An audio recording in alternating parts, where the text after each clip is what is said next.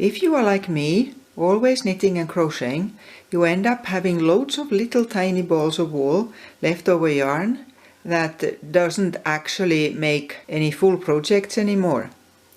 So here I'm showing you what I'm doing with these at the moment. I have all sorts of different kinds of yarns here.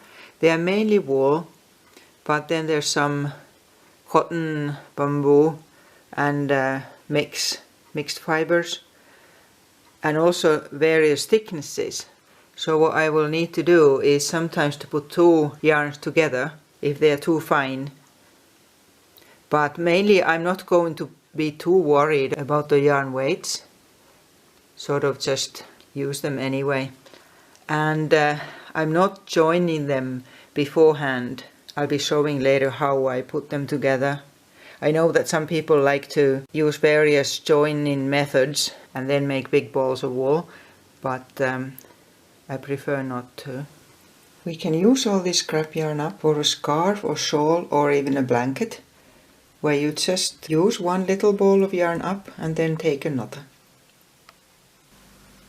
Okay, let's start. So first you just need a chain that is long enough to make the width of your scarf. You make a loop, put the needle into it and tighten it. And then you start chaining.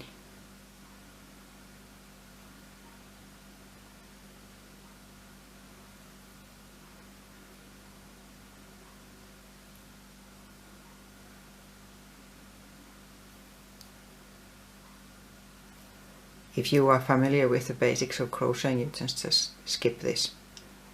So you continue like this until it's long enough. Mine is 60 centimeters long.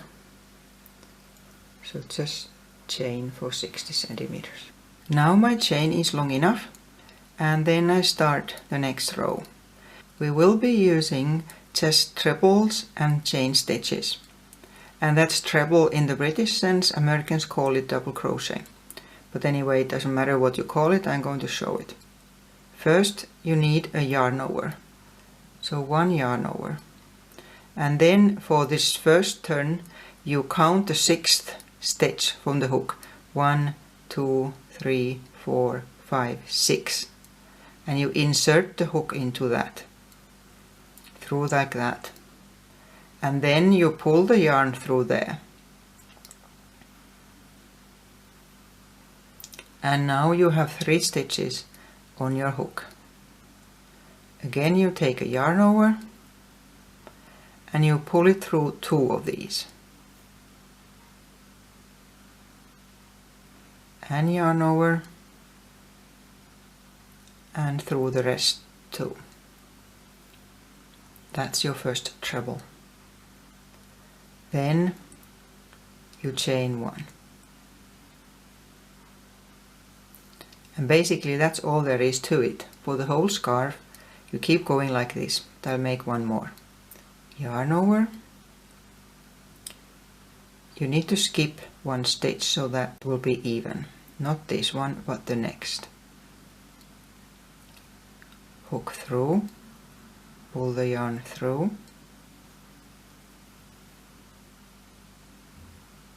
Yarn over through two of these, yarn and through the other 2, and chain 1, and then you make another treble again, not the next chain stitch but the one after it, and this is how you continue until the end of the row. So here I am at the end of the row, and then I need to turn. I chain 3,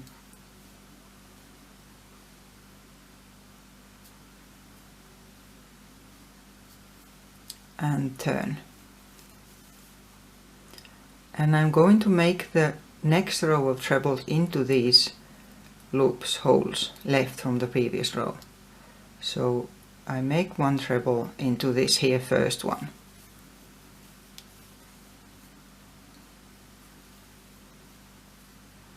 and then I chain 1 and make a treble to the next one.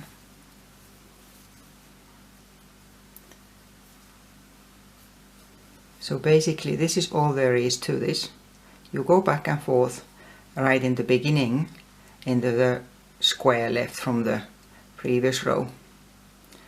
But next we'll look how you're going to change the colors. By now I have worked quite a bit on my scarf, and I'm again at the spot where I need to change 2 yarns. This one is finished.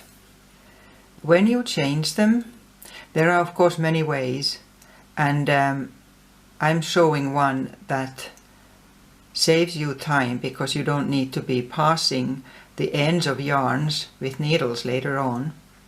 So you leave, well, I have quite a long one here now, but you leave about at least 10 centimeters or a bit more.